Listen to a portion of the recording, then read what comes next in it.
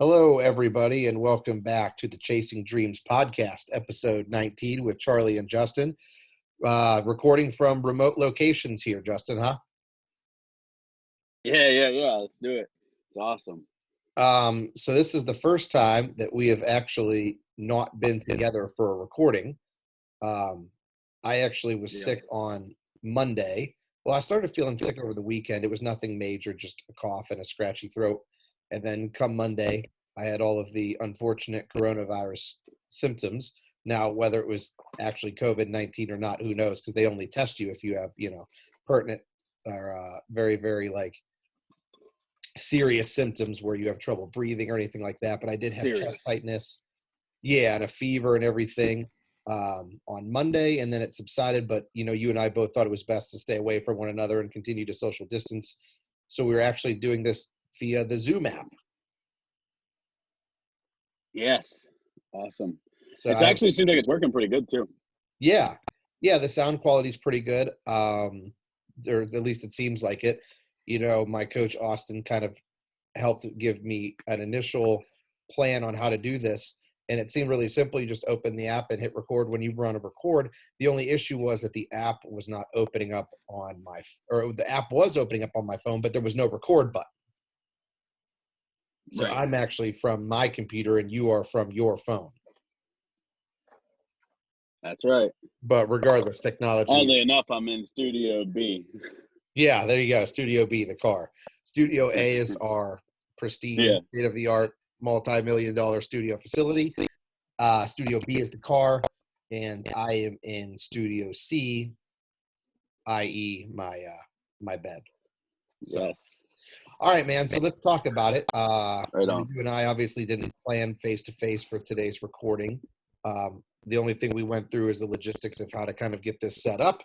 And you copied down a few notes of things that you thought were pertinent this week. So you want to list a couple of those, or maybe just get like our first talking point going here?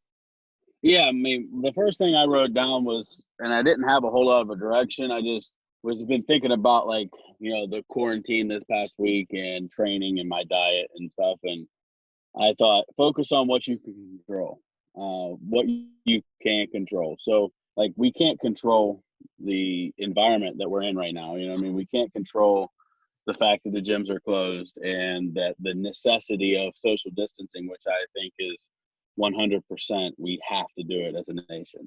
But we can control a lot of things in our day-to-day life. So that was kind of where I was coming from when I decided that was what I was going to write down. So I think the biggest thing that I've controlled would be just my attitude towards things. That's obviously the number one thing that you can control is your response and your attitude towards things that happen. I just kind of looked at it as an opportunity, and I think we spoke to this a lot last week, was an opportunity to improve on other things. So I got a lot done around the house, detailed my car on the inside, took care of some paperwork items that I needed to, got ahead on some schoolwork. I just got a lot done. I felt a sense of accomplishment, even though it wasn't necessarily in terms of the gym. It was accomplishment elsewhere, which is, just as necessary for me. Right. So yeah, I did the same thing. I've really been focused on keeping our house as immaculate, as clean as possible. Detailing, not detailing, but sanitizing stuff every day. With my wife's elderly grandmother living with us, we have to be really diligent, to fight against the COVID-19 for her. So yeah, I kind of did the same thing. Yeah, and it's pretty cool, I think, how your mindset just completely changes. It's not that I've lost sight of lifting or anything, but the first couple of days were difficult because it was almost like going through withdrawal. But then after the withdrawal symptoms subside, you feel so much better. It's kind of I kind of think it's analogous to dieting. So when I diet for a show, I start off and I have cravings for fast food and stuff. Not that I eat that stuff too regularly, but I do have those cravings as I go. Well, then after a while throughout the diet, it's almost like, I don't want to say it disappears, but it's almost like you just kind of don't have those cravings anymore, which is phenomenal. And then it's kind of like this, where I feel like I started having withdrawal from the gym initially, but now I'm not even thinking about it. I mean, obviously, it's something I'm going to get back to, and I have been exercising. I've been doing a lot of walking and some plyometrics. Um, just doing as much as I can physically to assisted movement. But I haven't been doing a ton or any weightlifting for that matter. But it's almost like it's not necessary for me right now. Like I'm kind of content controlling what I can control and looking elsewhere for it. Yeah, I agree. I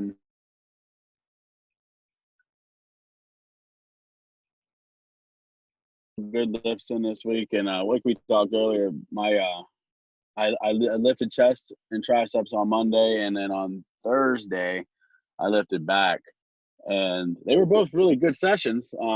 Felt great, but I lacked in my normal getting 6 or 7 days straight every week, like I've have done for the last, I don't know, 4 or 5 months, 6 months. Yeah. So I felt kind of failed, like I failed this week for sure. Um, my diet kind of slipped a little bit, but I picked up on other ends, you know what I mean? So like I'm trying to weigh out the good with the bad. That's kind of how I'm approaching everything this week. Yeah, I think that I see a lot of people too that aren't necessarily taking this as in stride as we are. I'm not talking about like the restrictions, just the limitations within what you're used to. So, like for us, it would be like training at the gym. I know Right. so many people that like are freaking out because they can't lift, and ironically, a lot of the people that are doing that aren't even really that serious when there are no restrictions. They maybe Right. come to the gym casually a couple times. When they are there, they don't accomplish a ton as far as like training goes. Don't necessarily have structured diets or regimens. Obviously, these people aren't competitors in any sense. So it's humorous to see them just like so absolutely beside themselves because the gym is closed and they don't know what to do with themselves. Whereas, someone like myself, not that I am like, this is like life or death, but it is something that I compete in and is a huge chunk of my life. And I'm okay not going to the gym right now. Right. I mean, it's you, and I had to learn from you a lot. Like when you tell me, relax, dude, you're not going to lose. Like when I stopped lifting for the end of my triathlon training, you were like, relax, you're not going to lose it in 3 weeks. It's Yeah. cool. And it took me a minute to believe you, to be honest. And then so like when I got to get my first big chest session, and it happened to be in the garage gym here, and I hit a PR on the flat bench. So like Uh-huh. I hadn't lifted in 3 weeks, and then I moved way more than I ever have with a lot more ease. You know what I mean? So like people need to. I hope that people take this as like a deload, like we talked about, and just get your mind right. You know what I mean? Because that's what I have to. I have to continuously try and work on is getting my mind right and just wrap my head around what's going on and just control the things that we can control. And I'm sure that we have mentioned this too. I'm sure we talked about it last week, but for some reason it's just popping in my head now is utilizing this as a mental deload as well. It doesn't just have to be, physical deload, which obviously that has benefits. There are several, but I think that mentally just kind of recharging yourself, because I think that with anything in life, you don't really appreciate it until it's gone. And I know we've spoken about that before. So Yeah. it's like, I think about the gym and the days that I don't want to go. No matter how much I love it, there's still inevitably going to be days where I'm tired, I don't want to be there, or I'm stressed about something outside of the gym, which then perpetrates its way into the gym and into my mindset when I'm trying to focus on training. Right. I And you agree. hear people complain all the gym or at the gym all the time about how they don't want to be there, and their workouts suck and all this stuff. Well, now I think that everybody's going to be greeted, or the gym rather is going to be greeted with a lot of enthusiasm from a bunch of people now that they're missing it, and it's like they're going to be so thankful to probably go back, like you and I both will. Absolutely. I I have to agree with that 100%. And you I wonder, and go go ahead. ahead. Go ahead. I was just going to say that, and you wonder too, and this is kind of branching onto your next talking point that you briefly told me about prior to us starting. You have to wonder how long this is going to last as well. Um, like, are people going to continue to have that same zealousness towards the gym and be so thankful to be back? or is it going to kind of dissipate after a week and it'll just go back to their normal routine? Like take the hand sanitizing, for example, in the hygienic practices that people are now doing, like washing the hands. Is that something that's going to have, is this going to have a lasting impact in the future? Or is it just going to be, a couple weeks or at most a couple months, and then it kind of slowly digresses back to how things used to be? It'll be I interesting know. to see how that all plays out. I agree. I know from my point of view, my standpoint, it is going to stick around forever because it's scary now to realize that we've always fought these things. You know what I mean? Like our bodies naturally fight these viruses that we don't even see. Yeah. Um, but to know that there's stuff out there, and we all know it. You know what I mean? Like we all are taught that washing your hands is crucial. Brushing your teeth is crucial. Bathing regularly is crucial, right? It's part of our everyday life, but we forget. And I'm gonna make it a point that I don't forget ever again because it was scared me when I started seeing healthy people get sick. You know Yeah. what I mean? Like, what? That's insane. Yeah. Young people too, nonetheless. Yeah. Right. Yeah, so I So just I just wonder how long that's all going to last too. I think that one of my friends, who's a doctor of a chiropractic doctor, his name's Dr. Livingston, and he's actually just moved from the west side of the country. He just moved here and is setting up a clinic in Pittsburgh, and we'll eventually have him on the show. And he had a post on Instagram today that said, I don't remember the extent of the post. It was pretty lengthy, but he was talking about all of these habits that everybody's trying to fix now. And he said, let's be honest, a lot of you got caught with your pants down, which is basically what this is, whether it's lifestyle habits or, eating habits, where now all of a sudden everybody's trying to eat healthy, where, those are things that you should have done a long time ago. Had you been prepared for I this, maybe the anxiety level wouldn't have been so high if you were in good health and if you had good nutrition and supplement plans and you exercise regularly.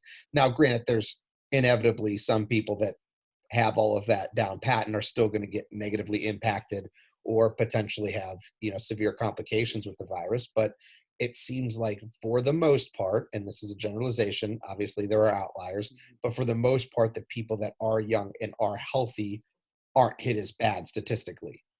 right.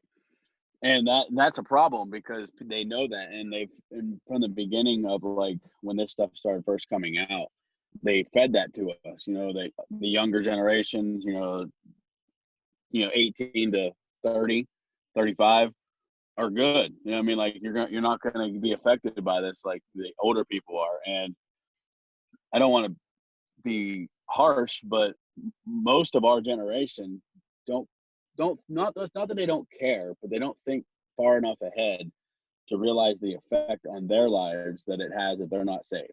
So like all them kids and them younger people that went to Florida in spring break, Yeah. um, Yeah. they weren't thinking about it. Well, they're not going to be around their grandparents, so it's not going to affect theirs. But what about everybody else's grandparents that they were going around?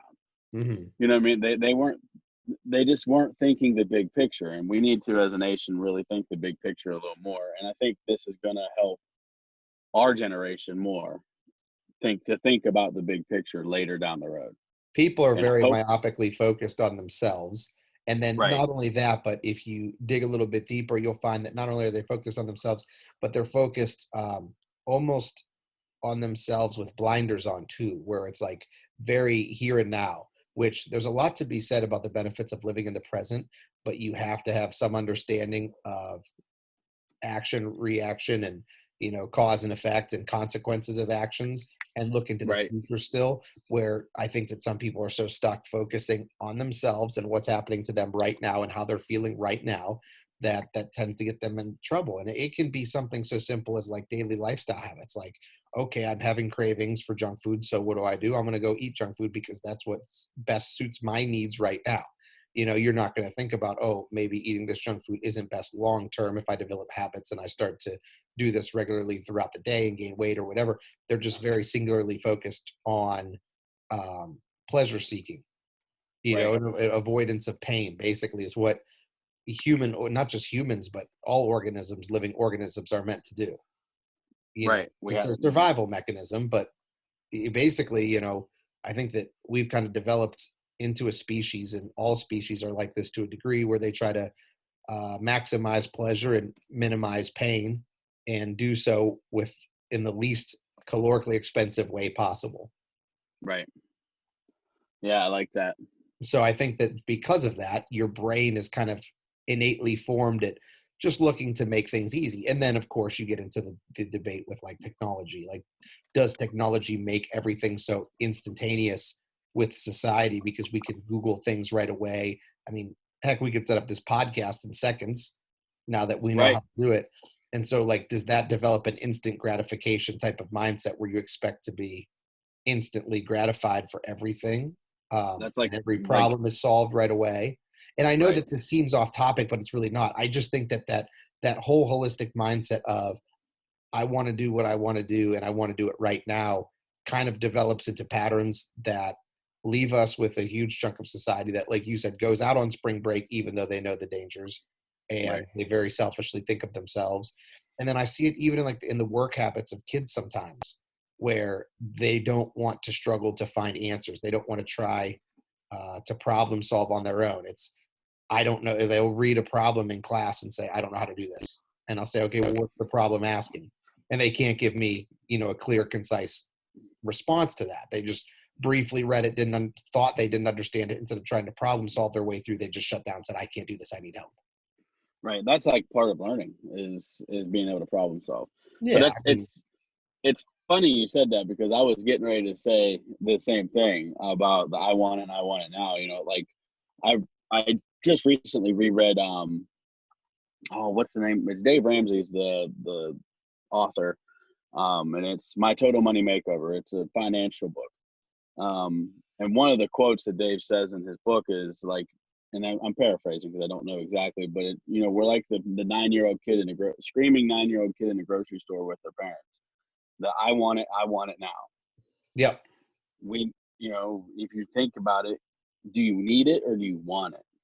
So, like, do I want to go on vacation this year? I absolutely do. And do I think I'm going to be able to? Probably not. So, like, that's the kind of way I've been looking at it. Like, what do I need and what do I want? So Hmm. I need to get back on track on my diet. I Well, I think want that the needs and wants is really kind of coming into play here with this whole quarantining thing. How everybody's social distancing, which allows them to, still go outside and still go places. But you talk about like wants versus needs. Like people say, "Oh, I need to go to the grocery store because I need this." When they have a house full of food, they just want that particular item.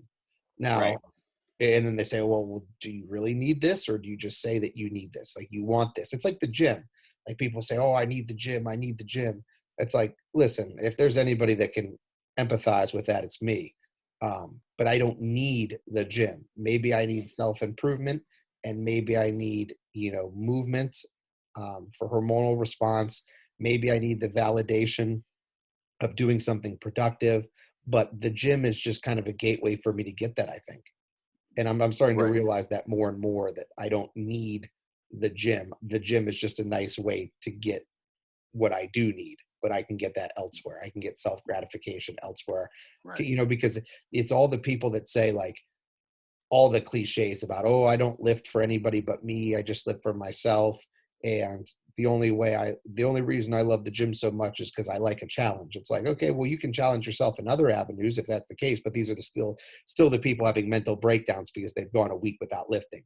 Where right, in essence, a week without lifting is going to do more good than it would do harm anyway for them. right, exactly. Um, you touched on the social media things earlier, and it just brought a thought up in my head. I've been watching Instagram stories every day because like we're self quarantined, so like we're sitting in our house and doing nothing.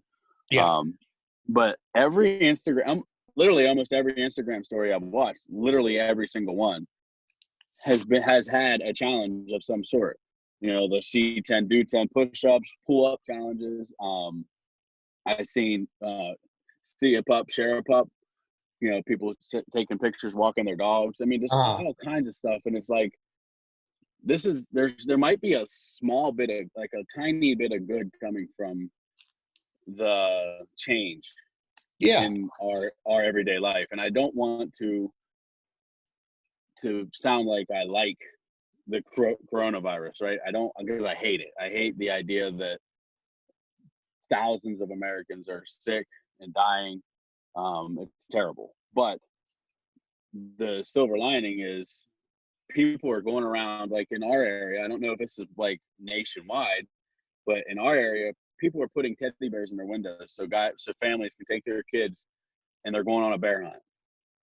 Yeah, I just heard And about that this weekend, and evidently it's going on everywhere. I think it's fantastic because it's like we've almost been able to kind of slow down our lives a little bit and realize that we need to focus on our families a little bit. Mhm. So I like that. I like the idea of that. You know what I mean? So that's what I was saying. Like, I don't want to sound like I enjoy this coronavirus epidemic, pandemic that's going on, because I don't in any way, shape, or form. But I do like the silver lining of families are getting closer. You see, grandchildren reaching out to their grandparents and saying, "Hey, do you need something from the store? Do not go to the store. I'll go for you." Yep. Things like that. And it's just, I think it's really cool to see families kind of coming back together. It certainly feels like a paradigm shift from my end already with everybody. And I think that it's probably sufficient to say that the the final outcome of this will be very, very good, as long as, and then you have to obviously give this caveat here, as long as you're lucky enough to be one of the people who didn't lose someone you know or love to the virus.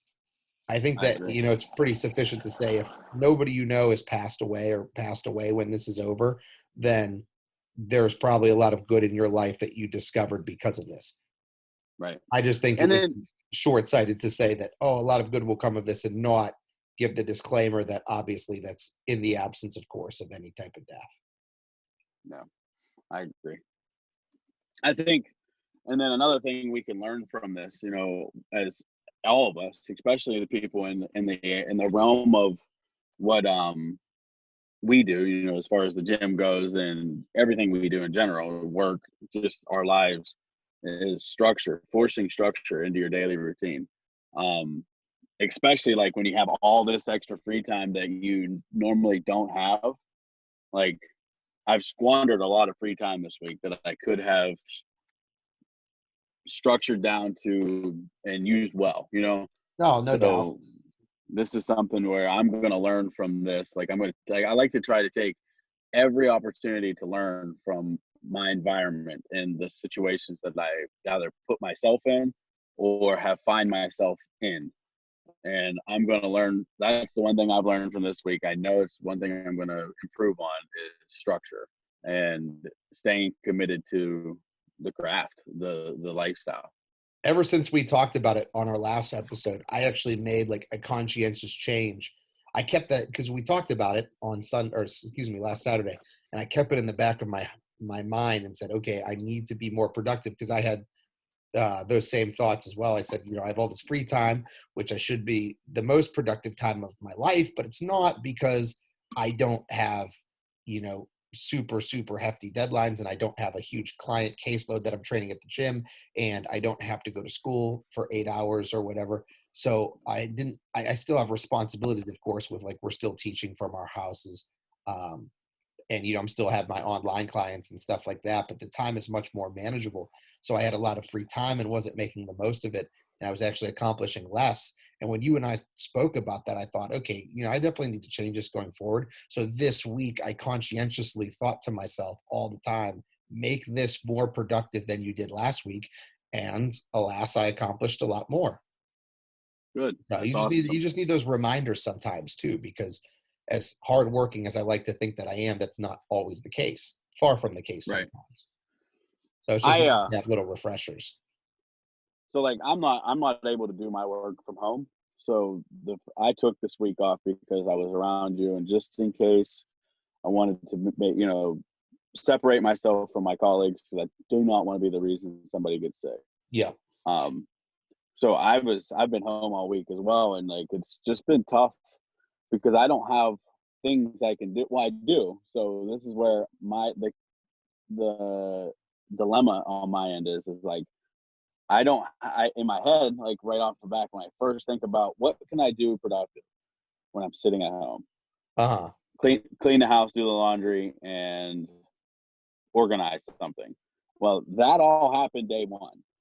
So, day 2 comes, and I'm like, "Now what can I do?" And while I'm thinking about it, I end up watching TV and start binge watching just nothingness, and before you know it, it's 8 o'clock at night, and I'm like, "Whoa, that's scary," because I just spent a whole day, My and I most and I wasteful time, honestly, right now has just been sleeping in, which it mhm, hasn't been horrible. But like take eating for example. When I'm on a set eating plan, I have to get certain amount of meals in throughout the day. So the later I wake up, the more difficult it is to eat all those meals because I have them spaced right, out somewhat evenly throughout the day.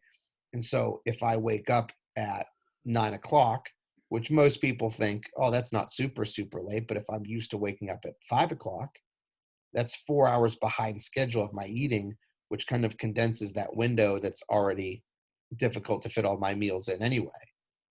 So I think that right, I've wasted a lot of times in the mornings because I've been a slow starter lately because I haven't really had any need to get up at a certain hour. So I'll wake up at 7 or 8 roughly, but then I'll lie in bed, um, typically on my computer just to kind of like check over my inbox and check over my phone to see if any parents or kids have contacted me because I'm in contact with them every single day. But I can technically work from my bed. So there's not really an absolute must of a reason to get myself up in the morning. So sometimes I kind of lie around and then before you know it, yeah, I've accomplished some stuff in terms of schoolwork, but I haven't been out of bed and it's 9:30, 10 o'clock already. And then it's like, right. dude, what are you doing? Get up, get something done. Yeah, my biological clock, I've been getting up at 3:30 every morning for 7 years, Yeah. so I've been up by 5 o'clock. My sleeping ends like 5 a.m. um, every day, so it's led to naps throughout the day because I've been bored. Um, Uh, I will say so this though, my sleep has been phenomenal because I'm very what I bet. just actually my days I feel super well rested because I'm sleeping an adequate amount for the first time in my life. And yeah, let me take that back. I'm sleeping an optimal amount for the first time in my life. I've always slept adequately, but just never optimally. It's never been perfect. Whereas Right, now my sleeping is pretty darn close to perfect. I've been doing a lot of like relaxation and diaphragmatic breathing and things before I wake up and before I go to sleep. And my nutrition and my supplementation is on point. And so sleeping wise, I feel like a new human when I wake up. And I was actually about to get a whole step better even with the CPAP machine for my sleep apnea. But I had let me back this up first because when people think sleep apnea, I typically don't look like a sleep apnea candidate. I know that a right, lot of people get sleep apnea who are bodybuilders, um, but most likely those individuals are very, very heavy, like 250, 260, 270. Um, and I'm hovering right now right around 200 pounds. So I don't have, a ton of muscle mass on me comparatively. And I'm not extremely overweight, fat either, obviously. So you wouldn't think that I have a ton of airway restriction. Well, I think it's genetic because my dad has horrible sleep apnea and a CPAP machine like kind of revolutionized his life. And he's in extremely, extremely good health and good shape. Um, so I went to the doctor and had a sleep study done and they came back as a mild case, but still diagnosed me with sleep apnea nonetheless. And apparently, it's from that genetic predisposition is a structural thing with my palate and the way that my airways are structured. I don't really know the ins and outs of that, nor did they explain it too thoroughly. But basically, the way my airway is, it kind of restricts my breathing when I sleep. So I got a sleep study done. Like I said, tested positive for sleep apnea. So I was going to do a second study where they basically, my understanding, it's like a trial and error to see how much of the air pressure you need on the machine and what settings to use with you. And I had that scheduled for Wednesday. Um, the unfortunate thing is that the sleep lab is located right in the middle of the hospital. oh So no, I said to myself, well, number one, I just got done being sick. Granted, it only lasted a couple days, and there was only one really bad day where I had a high fever and stuff. Could it have been just a common cold? Yes, but I don't want to expose anybody if it was, of course, the coronavirus, because I was symptomatic and kind of like my symptoms really paralleled what the COVID-19 symptoms are. But also, if it wasn't, I don't want to get myself sick by being in a hospital setting. Right. So I told them that we would reschedule for a later date just because, I didn't feel really comfortable coming in at that time. Um, I'm surprised that they were gonna let you go through with the study. well, and see, that's what I asked. I said, you guys aren't having any restrictions right now? And they said, well, what they did was the people, because I was previously scheduled, um, I actually I scheduled from school because I remember calling them on my lunch break. So it was several weeks ago when we were actually in school. So this wasn't a huge fiasco at the time when I scheduled it, but I thought that, they would basically say, hey, dude, you can't come in now because of everything going on. But when I talked to the lady, because I called her, or when she called to confirm the appointment, I said, you guys don't have any restrictions right now? And she said, no, that they were given orders to basically get everybody out of the way that had already had an appointment. They're not taking new appointments, but those people that have appointments already scheduled, get them finished. And, for me, it was kind of a no brainer because I don't have such a severe case of sleep apnea that it's severely negatively impacting my life. So I just didn't think it was worth the risk in that regard. Right. Yeah. And speaking, if you would know if it was severe enough, because when I was very large, I had sleep apnea that was horrible, Yeah. and Yeah. I was average like maybe an hour of sleep every night, like actual sleep, and so I was tired all the time. Like Mhm. I'd wake up tired. Yeah. So I know what you mean when it comes to sleep apnea. It will change your life. The machine will change your life. I, however, have come off the machine now because weight loss has helped me. Yeah. So That's paramount to getting rid of it for most people. yeah, right, Yeah. So other than that, man, it's been pretty good on my end. The sleep has been phenomenal, like I said. Um, now the reason I haven't gotten out of bed isn't because of a sleep issue, because it used to be where I would be so tired in the morning that it was like I had to just like will my way out of bed every morning. It was so difficult. Just physically, it was difficult. It wasn't like a mental thing or anything. I was just so physically tired. I'm the guy that hits snooze 300 times and the alarm continues to go off. Um, right. Austin, my coach, one time told me that he like literally throws himself out of bed in the morning, just throws himself out of bed so that way he's off the bed on the floor and ready to start the day. That's So funny because I do that. yeah, I absolutely do. Like I play music. It's really loud for my alarm, uh huh, like really abrasive. Or sometimes I'll put on Jocko Willink's his wake up ringtone, his tracks that he has an album made where he like tells you to get up, get out of bed, and get after it. Um, so like yeah, I'll do things like that too, and I literally do throw myself out of bed. Like I made it a point whenever a few months ago I started doing it. It was just I wanted to experiment and see what I felt like changing the way I woke up. Sorry I interrupted you, but it triggered my mind no, here. no, no, please, So like what I was doing, and I'm gonna actually do this. I'm gonna start doing it again tomorrow, because I haven't been doing it. But I started getting myself up, and like you said, throw myself out of bed. Like I literally would roll out of the bed right onto the floor, and I would do 5 push-ups, flip over, do 5 sit-ups, and then flip back over and hold a 5-second plank. Take 10 seconds, and then do it again 3 times. And I really enjoyed that because you know how you wake up and you're kind of groggy and you have to go to the bathroom and wash oh your yeah, face and pee and then kind of get moving. Like there is no get moving period. If you get up and you do some exercising, like the first thing you do as you wake up, it's amazing. I love it. yep, no doubt. So, but yeah, sorry. That's what you said. Austin throws himself out of bed, and that's what I started doing.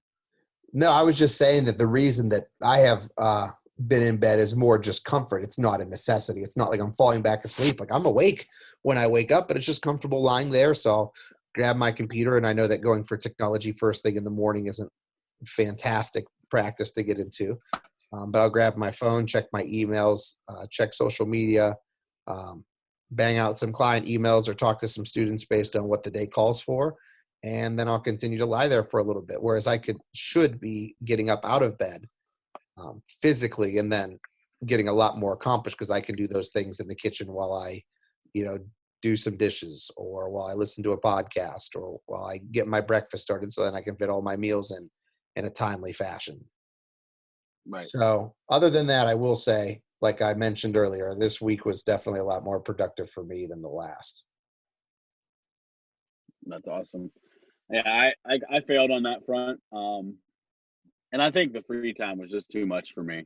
So I'm happy to say I get to go back to all normalcy as possible starting Monday. Well, starting tomorrow actually.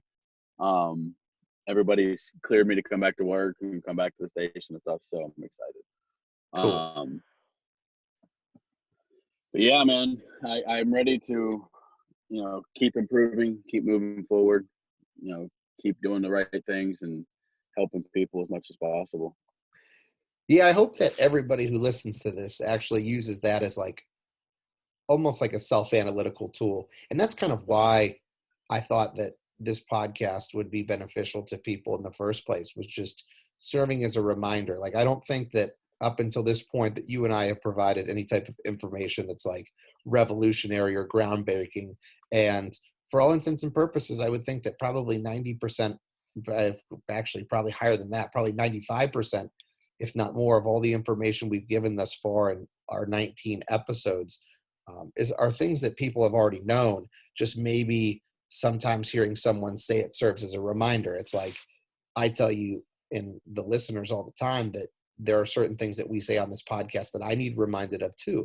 So when I record them and I say these things, then it's kind of like me talking to myself as well. Like, okay, you say this on the podcast, you got to make sure that you're productive or that you're hardworking or, whatever the discussion topic is, I can listen to it too and have benefit from it. Yep.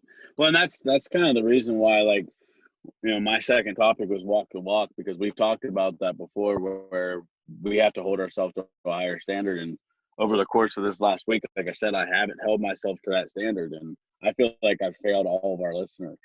You know what I mean? Like, waking up today and thinking about like a recap, because I made that a habit. Is I try to do a recap on Saturday morning of the week, see where how the week went, how did training go, how did dieting go, how did everything go. Are you happy with how it went, and what can I do to fix what didn't go well next week? Uh-huh. And I didn't go to work all week. Um, I didn't go to the fire station all week. I didn't train every day like I wanted to. I really wanted to run. Yes, I'm nursing a knee from my triathlon, but I didn't run at all this week. And I'm like, man, all these people, tell me I'm doing a good job, but I'm like, I failed them this week. So I'm going to pick myself up. I'm going to dust off, and I'm getting back after it this week. I Next think it's week's nice that you show that transparency too, because with like social media, you don't have to be transparent. You have the ability to pick and choose what everyone sees. right. I think some things sometimes I'm guilty of that too. Like, I'm not going to post, and there have been times in the past where I have posted like progress pictures that aren't good because of lack of training or lack of adequate nutrition. It's been a while since I've been very, very far off plan, but like my coach and I talked about it just on my last update this past week on Thursday, where he said, dude, it's been ever since the show, it's been something. And it's not like I've been making excuses, but like I've had a lot of anxiety over certain things that he and I have discussed. And then, with coaching and getting into wrestling season, my training wasn't optimal because, I had that accounting for so much of my time, but then I also had clients to train afterwards. So my training frequency went down, which is still manageable, but my mind was elsewhere. And there was a bunch of like other factors going on. I got sick and had the flu for a week or two back in, I think it was January, maybe. So I just had all these things that kind of, it was like a cascade of unfortunate events, nothing like, life altering, thankfully.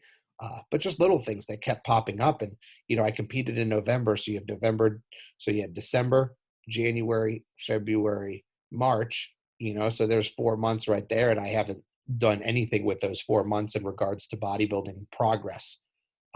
In fact, if anything, after the show, I didn't rebound as well as I would have liked to. And I actually got to the point where, I'm way below my starting point, and probably the worst point that I've been in from a bodybuilding perspective in several years. Now, it's not like I'm horrifically skinny and lost all my muscle or lost all my strength, but it's something that I definitely need to attend to and get refocused on. But I have no problem admitting that I haven't held up my end of the bargain lately. Well, I I mean, mean, that's what you said about failure. Like it's important to face it and to own it too. well, yeah, and I honestly would hate to be somebody that never has any failure. You know what I mean? Like, I would hate to be able to say, or to think that I was able to say, I do this perfectly every day. Yeah. You know what I mean? Like, because I've never done it perfectly. Like, from the day one of starting my weight loss journey, it's never had a perfect day. I've never had, where like you see some of these people that do, if it fits your macros, that's how they diet. I've never had a zeroed out day on macros. I've got close, but I've never been perfect. I've never had where my training session went 150% perfect the way we planned it. Yeah. Gotten close, and I don't plan on ever having a perfect day, because then I'm done. Now we're here, so there's nowhere else to go. So if you shoot for perfection and always come up short, you're always gonna be reaching for the stars. Mm-hmm. And I like the feeling of chasing my dreams. That's kind of the idea of the name again. So, but yeah, I like Which, that. speaking of chasing dreams, we are on episode 19, which Yes. I'm not the greatest at math, but that means that next week should be episode 20, Yep. which then means that we will be giving away some shirts. Now, we've said it before, and we'll say it one last time here, that this is your opportunity to be entered into a drawing to win some free apparel. We're going to be giving you the code, and the code is Dream Chasers. Correct, Justin? Am I right in That saying Dream Chasers? that is correct.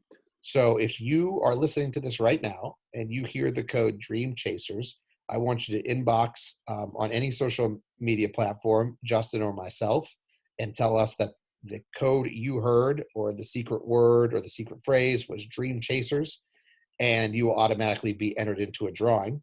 And then, Justin, Yep. you and I also talked about making this 20th episode, because it's kind of a milestone, at least for us, 20th episode being a question and answer episode. I agree. I think that'll be awesome. So what I'll do is, at least on my end of social media, and I'm sure Justin's going to do the same, I'm going to post some. I don't know if I'll do it. I may do it on an Instagram post, like an actual picture. I may do it on my story as well.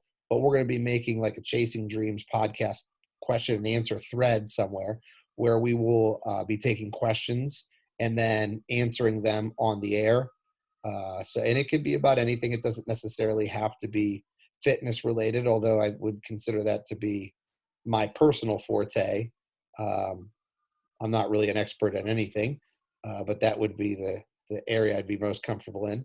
But you guys can ask questions about anything that you want. They can be geared towards both of us. They can be geared towards Justin. They can be geared towards myself. Whatever you guys can come up with, we'll be willing to answer them. So we'll be posting that via social media, because that's going to be episode 20 then. Yes. Yep. I really am going to have fun with this. The Q&A.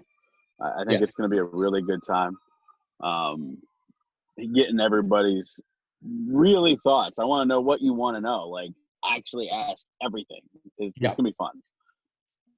So I Yeah. think that pretty much wraps it up for today. I think this recording, hopefully, I'm going to keep my fingers crossed and knock on wood here. I think it went well. We'll have to wait till the Zoom session is out, so then we can check the sound quality and everything. But it sounds pretty good on my end. I agree. It sounded really good. The test we did sounded good. So I I think just we're got to going to be give all a right. little bit of a disclaimer real quick, though. When we were recording, it looked like and it only looked like it was about 10 seconds or so. It looked like my internet briefly went out, where the Wi-Fi looked like it was searching for signal, but then it came back up. So I don't know if maybe we caught a blip in there or what, but it seems to be like it picked up just where it left off. And it's still recording, obviously. So if there's a little blank in the action there, I apologize because that must have been the Wi-Fi, apparently. Um, but That yeah, dang man, whiffy. what's that? I said that dang whiffy. Yeah. But What are you going to do? Technology at its right. finest, I guess. Yep. I agree. So anything else you want to give to the faithful listeners before we close out for the day? Keep the faith. Keep the faith in everything that is. So if you need to lift or work out, you can do something. Push ups, sit ups, squats, burpees, run. If you need to take this as a deload, take it as a deload. If you need to get your mind right, get your mind right. Just keep doing something productive, and we're all going to be good. Yep. I think I will piggyback off of that and say when it comes to lifting specifically, because a lot of the listeners that we have probably are going through that gym withdrawal that we spoke of. If you're having gym withdrawal, so to speak, and you really feel like you need to go to the gym, my best advice to you would be to find your why. Find out why you train. Why do you go to the gym? Why do you lift? Find out all those reasons and really, really be, reflective on it. Dig very, very deep. Take a lot of time to think about this and meditate on this. Why do you go to the gym? Because if you truly find the reason why you go to the gym, you'll be able to get that same feeling doing something else. But you just have to figure out why you're going to the gym and what you're aiming towards and what your goals are. So that way you can replicate it through another modality, whether it's, running or studying or doing something that kind of parallels the reasons you're going to the gym in the first place, I think. Right. That's perfect. All right, man. So with that, we have come to the end of another episode. This is the Chasing Dreams podcast, episode 19 with Charlie and Justin, and we will see you guys next week.